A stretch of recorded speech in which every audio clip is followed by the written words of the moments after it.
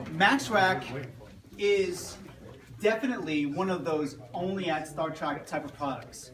A lot of times we talk about wedge products. A lot of times there are times when we run it with customers and they already are going to go with Life Fitness for strength. They're already going to go with Precor for cardio. They've already decided on what they want to do with bikes or something. But what they don't have a solution for is a MaxRack. And no one else has this. It's a patented product for us. So if anything, if you could talk about spinning, and you can talk about MaxRack, and you can talk about some of the other Boxmaster, those few wedge products that we do have, you have an in. And then once you get that in, you can start eating away at other opportunities. The MaxRack is, or provides, the functionality of a power cage within the safety of a Smith machine.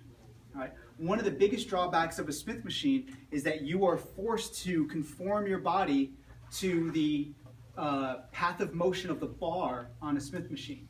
Right? If you try to do a squat on a Smith machine, you can't do it like this. All right? You're going to have to, most of the time, bring your feet forward slightly so that you can lean back into the bar and go through that squatting motion. The reason why Smith machines are angled at 7 degrees is because it makes that a little bit easier. Okay? It's not going to fit every single person.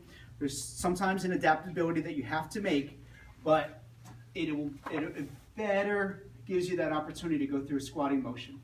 The MaxRack, by contrast, because it's on a linear bearing system running along the floor and also vertically, it is completely conform to the motion or to the angles that my body creates. All right? Whether I'm doing squats or lunges or movement lunges, if I didn't have the emergency stops in this high position here, I could do bent over rows. I can do quasi power moves. I even have some opportunity to do some overhead pressing. I can take a bench, roll it completely within the machine to do pressing motions. I have the ability to lock them up either on the back side or in the front. The bar rotates so that if I do a power type move, the bar is easily going to rotate with me. And it just feels so much better to do work in this machine versus a Smith machine. The reason why I say the functionality of a power cage is you can do all of that with a power cage, but what you don't have is you don't have the security of the linear system to help control a lot of that balance. Okay, that's what a power cage misses. All right, we have the safety rails that can be put into high or low positions. We always recommend that they are utilized though.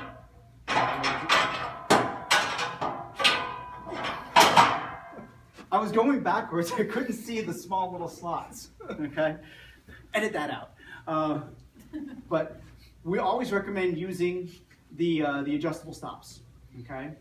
We've had incidents where people haven't used them and things happen, but they're there for a reason. They can be put low. If you are going to do deadlifts, you actually can remove these and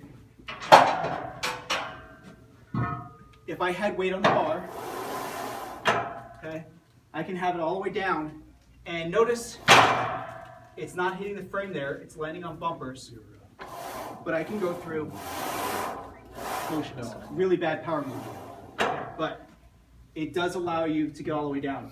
A lot of Smith machines today, because of the elevated system, don't allow you to really go down all the way down to the bottom like that.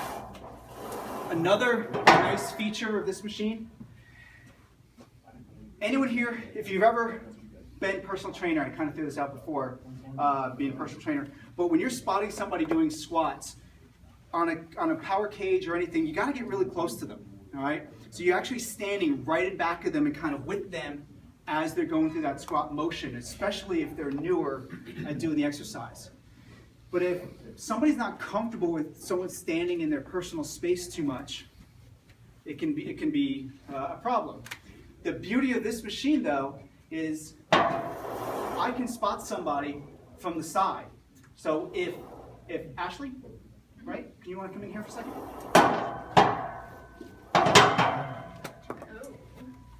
The bar is 35 pounds. It's not counterbalanced. So if you could put this on your shoulders. Do you know how to do squats? Yeah.